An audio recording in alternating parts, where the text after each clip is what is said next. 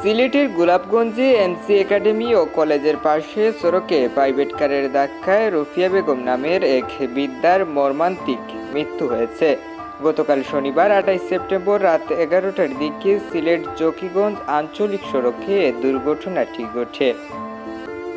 নিহত রফিয়া বেগম বিয়ানীবাজার উপজেলার সরিয়া গ্রামের মজির উদ্দিনের স্ত্রী। ঘটনার সময় তিনি এমসি একাডেমি ও কলেজের সামন দিয়ে হেঁটে তার বড় মেয়ে তানজিনা আক্তারের বাসা থেকে ছোট মেয়ে হেলেনা বেগমের বাসায় যাচ্ছিলেন।